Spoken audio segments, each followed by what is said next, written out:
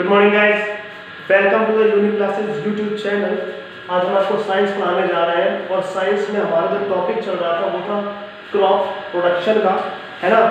जो हमारा पार्ट 2 में मैंने आपको उस दिन बताया, जो क्रॉप प्रोडक्शन का हमारा जो टॉपिक चल रहा था उसमें हम कई टॉपिक्स हमने उसमें पढ़े थे, कई बार में पढ़े थे। तो जो आगे का हमारा टॉपिक है, जो हमें पता था कि फसलों में कैसा क्या होता है ना, हमने आपको बताया था इस बारे में। तो उसमें जो हमारा लास्ट टॉपिक था वो था फर्टिलाइजर्स, मतलब उर्वरक। ये हमारा लास्ट टॉपिक था। उसमें जो पिछला हमारा टॉपिक चल रहा था, पिछला का यही हमारा क्रॉप प्रोडक्शन का ही रिलेशन का चैप्टर था, क्रॉप प्रोडक्शन का ही था। और उसमें जो हमने टॉपिक बाय टॉपिक हर चीज़ पढ़ते जा रहे थे। तो सबसे पहले क्रॉप प्रोडक्शन का फसल के बारे में पढ़ रहे थे ना, कैसे फसल उगाई जाती है, कैसे क्या जाता। तो हम फर्टिलाइजर तक पहुँच गए थे। जब पहले हमने जुताई की थी, है ना। उसके बाद हमने बीज बोए थे, बीज बोने के बाद हमने खरपतवार निकाली थी, खरपतवार निकालने के बाद हमने खाद उर्वरक डाले थे, है ना। उसके बाद जब खाद उर्वरक डाले उसके बाद बात आती है इरिगेशन। इरिगेशन का मतलब होता है सिंचाई करना। क्या होता है इरिगेशन का मतलब? सिंचाई। तो आज का जो हमारा है सिंचाई, इसका जब आगे पॉइंट्स जो बढ़े तो आज का जो पॉइंट है वो है इरिगेशन। इसके बाद बता लिखा है irrigation is necessary for the growth of development of plants. कह रहे वाटर इज नेसेसरी, पानी की जरूरत होती है किस लिए? For the growth of development of plants, पौधों को विकसित करने के लिए, बड़ा करने के लिए, उनको ग्रोथ करने के लिए, पेड़ पौधों को ग्रोथ करने के लिए, उनको बड़ा करने के लिए हमें पानी की आवश्यकता होती है। लिखा है if plants do not gate sufficient water they swivel up. अगर पौधों को पर्याप्त पानी नहीं मिलेगा, क्या लिखा है? If plants do not gate sufficient water, अगर पौधों को पर्याप्त पानी नहीं मिलेगा तो वो क्या करेंगे? मुरझा जाएंगे। क्या करेंगे? मुरझाए। श्रिवल मींस क्या होता है? मुरझाना। तो पौधे क्या हो जाएंगे हमारे? मुरझा जाएंगे। अगर मुरझा जाएंगे तो धीरे धीरे फसल हमारी खराब होने लगेगी, है ना। उसके बाद देखा water of the crop, water of crop plants is called irrigation. जब हम पेड़ पौधों को पानी देते हैं, है ना, जब प्लांट्स को पानी देते हैं, बीजों को पानी देते हैं, तो उसे हम क्या कहते हैं? इरिगेशन। तो उनको ही हम सिंचाई कहते हैं, उसे ही सिंचाई कहा जाता है। यहाँ साफ साफ लिखा रहता है कि watering of crop plants is called irrigation, कि पौधों में पानी देना इरिगेशन मतलब सिंचाई कहलाता है। उसके बाद देखिए हमारा लिखा है the major source of water is rainfall. जो पानी का मुख्य स्रोत है ना वो वर्षा का पानी, मतलब रेनफॉल। रेनफॉल मतलब बारिश का पानी, बरसात जो होती है उससे जो पानी निकलता है, ये पानी का मुख्य स्रोत होता है ना। However amount of rain varies and does not always supply the right amount of water at the right time. क्या लिख रखा है यहाँ पे कि कुछ समय क्या होता है भाई, पानी जो वर्षा का पानी मुख्य स्रोत तो होता है, लेकिन क्या होता है कुछ समय जब फसलें बड़ी हो रही होती हैं तो सही समय पर पानी नहीं पड़ता। जरूरी है कि हमें 2-3 दिन में पानी खेतों में डालना है, लगाना है पानी, लेकिन 2-3 दिन में क्या होता है बारिश नहीं होती है ना। तो जब बारिश नहीं होती है तो उसके लिए क्या किया जाता है ना, तब देखते हैं। वही यहाँ पे लिखा है कि जब and does not always supply the right time, जब सही समय पानी नहीं, सही समय पर सही मात्रा में पानी नहीं मिल पाता है ना।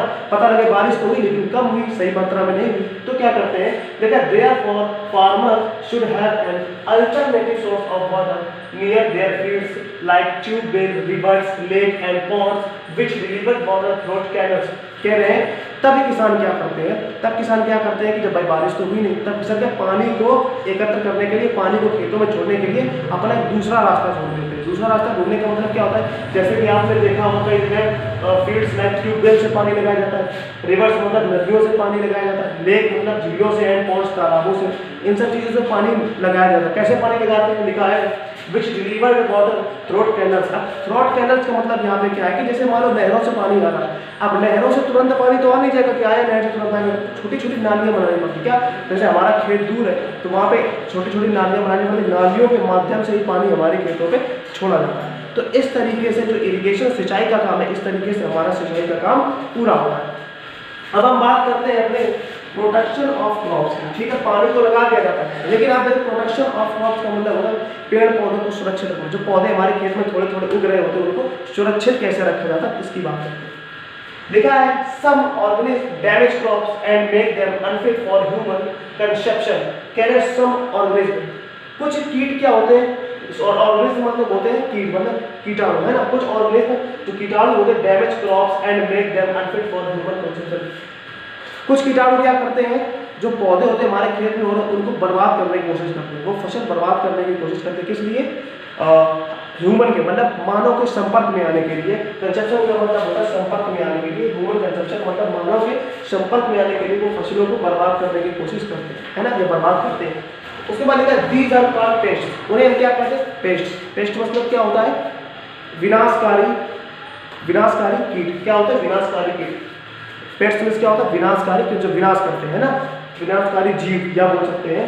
देखा है मोस्ट कॉमन पेस्ट आर, जो मोस्ट कॉमन पेस्ट होते हैं जो खेतों में अक्सर फसलों को बर्बाद करते हैं, क्या कहा जाता है उन्हें? देखा है इंसेक्ट्स, तो छोटे छोटे वाले कीड़े वो होते हैं। फिर रैट्स, चूहे भी होते हैं। चूहे क्या करते हैं? खेतों में फसलें हो रही होती है तो चूहे वहां जाते हैं और फसलों को चुनने लगते हैं। तो फसल हमारी जो कच्ची फसल होती है उनको चुनेंगे तो हमारी फसल तो बर्बाद हो जाएगी। पता नहीं नीचे से पेड़ काट दे तो पूरा पौधा ही बर्बाद हो गया है ना, तो उसमें जो फसल है वो भी बर्बाद हो जाती है। उसके बाद लिखा है रैबिट्स, खरगोश भी होते हैं। जो जंगलों में खरगोश पाए जाते हैं उन्हें खाने को तो मिलता नहीं, तो वो भी खेतों में आके अपना पेट भरने के लिए ये सब काम करते रहते हैं। एंड बर्ड्स, और चिड़िया भी दाना चुगती हैं। तो ये सब क्या करती है? अगर जो फसल उग रही है तो ये सब क्या फसल को बर्बाद करते हैं, फसल को खाते हैं तो फसल आगे नहीं बढ़ पाती, तो इससे फसल बर्बाद हो जाती है। लिखा है माइक्रोब्स लाइक बैक्टीरिया, कुछ माइक्रोब्स मतलब सूक्ष्म जीव, सूक्ष्म मतलब बहुत छोटे छोटे जीव होते हैं, like bacteria, fungi and virus also cause disease to crop plants. Microbes like जो सूक्ष्म जीव होते हैं जैसे कि बैक्टीरिया हो गया हमारा, फंजाई एंड वायरस हो गए, also cause disease to crop plants. ये भी हमारे पेड़ पौधों को क्या करते हैं? ये जो बैक्टीरिया वगैरह हो गए ये सब ये भी हमारे पेड़ पौधों के लिए, पौधों के लिए जो खेत में लगाए जाते हैं, ये भी हमारे पौधों के लिए एक तरह की बीमारी साबित होगी। बीमारी साबित होना मतलब कैसे? ये धीरे धीरे पेड़ों को बर्बाद कर देते हैं। क्या कर देते हैं? बर्बाद कर देते हैं। इसीलिए यहाँ पे लिखा है some chemicals called pesticide they spread crops to destroy pest. तो सम जो केमिकल्स मतलब रासायनिक यौगिक पदार्थ जो होते हैं कॉल्ड पेस्टिसाइड, जिन्हें हम क्या बोलते हैं? पेस्टिसाइड मतलब होते हैं कीटनाशक दवाइयाँ। पेस्टिसाइड मतलब क्या होता है? कीटनाशक दवाइयाँ। उनको क्या करते हैं? पेड़ पौधों पे छिड़का जाता है, उनका छिड़काव किया जाता है। कहाँ पे? पेड़ पौधों पे उनका छिड़काव किया जाता है। इस तरीके से जो हमारे ये पेस्ट होते हैं इनका अंत हो जाता है। लिखा है यहाँ पे डिस्ट्रॉय पेस्ट, जो विनाश करते हैं इसका, पेस्ट का इन सब प्रकार के जो कीड़े होते हैं मतलब इनको पेड़ पौधों से दूर रखते हैं। इस तरीके से हमारे प्रोटेक्शन ऑफ क्रॉप, जो फसलों की सुरक्षा होती है, इस तरीके से फसल की सुरक्षा की जाती है। अब हम बात करते हैं हार्वेस्टिंग, थ्रेशिंग एंड विनोविंग की बात करते हैं, है ना। तो हम सबसे पहले बात करेंगे once the crops mature. Mature मतलब होता है परिपक्व। जब क्रॉप जो होते हैं, जब अनाज होता है हमारा एकदम पक जाता है, फसल एकदम पक जाती है ना, तो क्या कहते हैं? इट इज हार्वेस्टेड, तो इसको काट दिया जाता है। हार्वेस्टिंग मतलब क्या होता है? फसल की कटाई करना। क्या कहते हैं? करना होता है हार्वेस्टिंग मतलब फसल की कटाई करना, तो फसल को काट दिया जाता है। फिर क्या होता है? The process of cutting and gathering a crop is known as harvesting. कह रहे हैं प्रोसेस ऑफ कटिंग, फसल को काटना, और गैदरिंग मतलब उसको इकट्ठा करना। भाई आप देखें तो गेहूं की कटाई हो रही है तो जो गेहूं के काटा जाता है, काट करके एक जगह एकत्रित किया जाता है और उसको एकत्रित करना। A crop is known as harvesting, तो उसको कैसे जाना जाता है? उसे हम हार्वेस्टिंग कहते हैं। फसल को काटना और उसको इकट्ठा करना हम इसे हार्वेस्टिंग कहते हैं, इसको ही हार्वेस्टिंग बोला जाता है। और हार्वेस्टिंग का मेन मतलब ही यही होता है फसल को काटना। उसके बाद लिखा है it is done either manually by means of sickles और by some other mechanicals means by using a harvester. और ये जो हमारा कटाई का प्रोसेस होता है वही यहाँ पे लिखा है इट इज डन बाय, यह पूर्ण किया जाता है मैनुअली, अधिकतर साधारणता कैसे किया जाता है? Bye means of sicles. Sicles means होता है हंसिया, सिकल्स मींस क्या होता है? हंसिया या दराती बोलते हैं ना गाँव जिससे फसल काटी जाती है, हंसिया या दराती। गाँव में क्या हंसिया बोलते हैं ना, दराती बोलते हैं उसको, है ना। और by some other mechanicals means by using a thresher. एक तो इससे हाशिए से करी जाती है और दूसरा क्या आता है? दूसरा आता है हमारा हार्वेस्टर।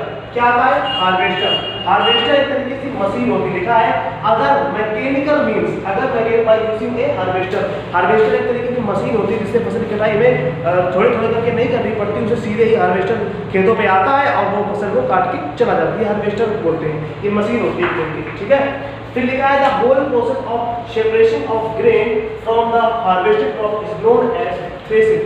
अब बात करते हैं थ्रेशिंग की। लिखा है the whole process of separation, the whole, ये पूरी जो प्रक्रिया होती है, सेपरेशन माने होती है, सेपरेशन ऑफ ग्रेन का मतलब होता है अनाज को अलग अलग करना। क्या होता है? अनाज को अलग अलग करना। ये जो पूरी प्रक्रिया होती है अनाज को अलग अलग करने की, फ्रॉम द हार्वेस्टेड क्रॉप मतलब हार्वेस्टेड मतलब कटे हुए मतलब कटे हुए जो जो कटा हुआ, जैसे हमने फसल काट दी गई और फसल काट दी गई फसल, और उससे जो अब फसल काटने के बाद जो फसल तो काट दी गई, अब उसमें फसल की जो पूरी फसल होती है भाई, पूरा अनाज तो मिलता नहीं है, उसके बाद जब हार्वेस्टेड के बाद जो फसल वो अलग अलग किया जाता है, उस प्रक्रिया को हम थ्रेसिंग कहते हैं। क्या कहते हैं? थ्रेसिंग।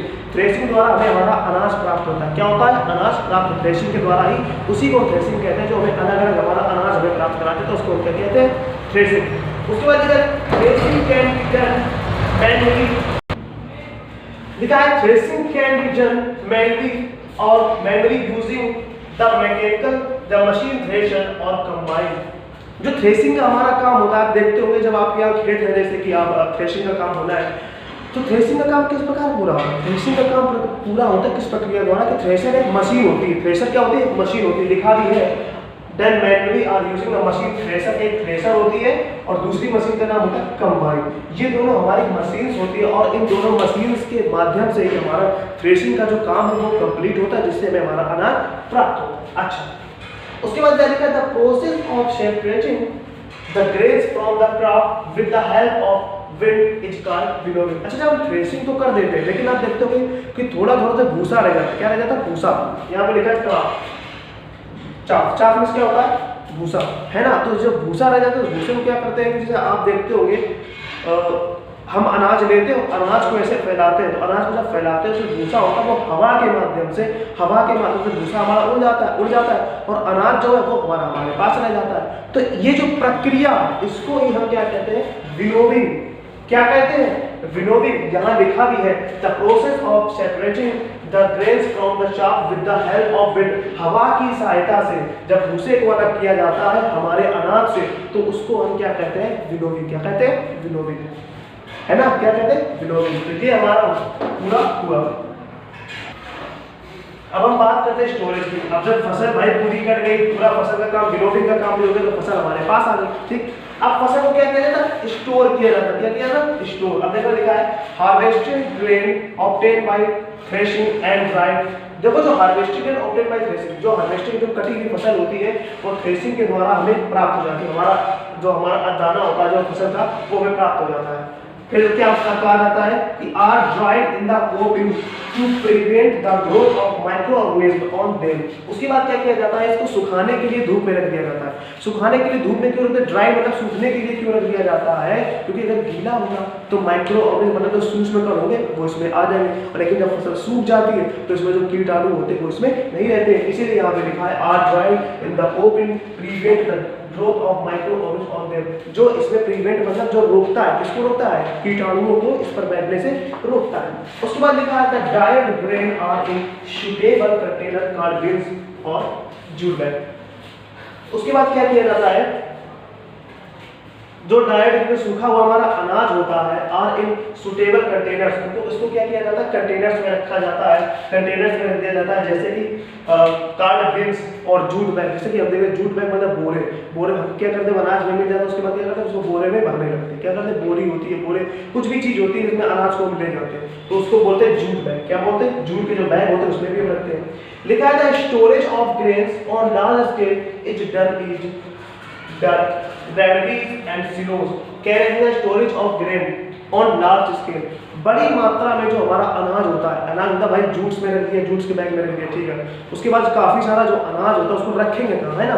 तो जो उसका जहाँ पे ये प्रक्रिया पूरी की जाती है, जहाँ पे वो रखा जाता है, उसको बोलते हैं ग्रेनरीज। ग्रेनरीज मतलब होता है अन्न भंडार। क्या होता है? अन्न भंडार। जो बड़ी बड़ी चीजें होती है वो अन्न भंडार। एंड सिलोज मतलब होता है कोटला। कोटला देखा हमने अपने घरों में देखा होगा, मिट्टी के कई कोटले बनाए जाते हैं, कई स्टील कोटले बनाए जाते हैं, उस पर रखा जाता है ग्रेन, है ना, अनाज रखा जाता है।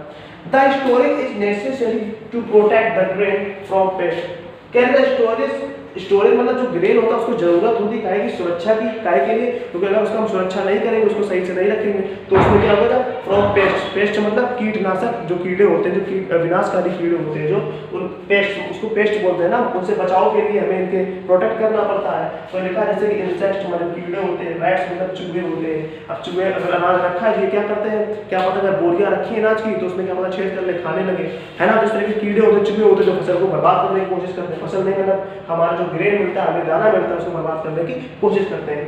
लिखा है it is important to store grain dry, कह रहे हैं ये बहुत महत्वपूर्ण है सूखे अनाज को रखना। कैसा? अनाज को सूखा करना, सुखाना, अनाज को सुखाना बहुत जरूरी है। नहीं तो लिखा क्या है, moisturise and humidity can grow fungi and moral. कह रहे नहीं तो क्या होगा, ग्रेन सूखा नहीं होगा। आप अगर बिना सुखाए अनाज को बोरियों में भर के रख देंगे तो धीरे धीरे क्या होगा, जो नमी होती है, मॉइस्चराइज मतलब होती है, मॉइस्चराइज एंड ह्यूमिडिटी दोनों का मतलब नमी से होता है। क्या होता है? मतलब नमी से होता है। तो अगर नमी होगी तो कीटाणु सड़ने लगेंगे, हमारे कीटाणु बढ़ जाएंगे तो हमारी फसल बेकार हो सकती है। तो ये हमारा जो टॉपिक था क्रॉप प्रोडक्शन का, ये समाप्त हो गया, मतलब कि खत्म हो गया है। आज हम इस टॉपिक के बारे में आपको कुछ होमवर्क देंगे जो आपको घर पे करना है। तो ये आपका कुछ होमवर्क है। मैंने आपको जो पिछली वीडियो भी पढ़ाई थी आपने वो भी पढ़ी, उससे रिलेटेड भी होमवर्क है इसमें। अगर आपने पिछली वीडियो देखी तो ही होमवर्क कर पाएंगे, और पिछली वीडियो जरूर देखिए क्योंकि मैंने उसको होमवर्क दिया है। तो सबसे पहला जो हमारा है वो क्या है, डिफाइंड एग्रीकल्चर। डिफाइंड एग्रीकल्चर का मतलब आप जब देख रहे हैं, मैंने स्टार्टिंग की थी इस क्रॉप प्रोडक्शन के जो चैप्टर था, तो स्टार्टिंग में मैंने आपको छोटी सी डेफिनेशन बताई थी डिफाइंड एग्रीकल्चर की, जहाँ पर छोटी सी बताई थी क्या मीन्स होता है एग्रीकल्चर का, वही डिफाइन करना, वही डेफिनेशन यहाँ पे आपको लिखनी है। उसमें मैंने लिखा व्हाट इज इरिगेशन। इरिगेशन अभी मैंने बताया है ना, सिंचाई करना, वो लिखना है यहाँ पे। What is manure. मैन्योर मतलब वही खाद होती जो हमारी, उसके बारे में लिखना है, वही मैं आपको बता चुका हूँ। What is transpiration. ट्रांसपिरेशन भी मैं आपको बता चुका हूँ, ट्रांसपिरेशन क्या होता है ना।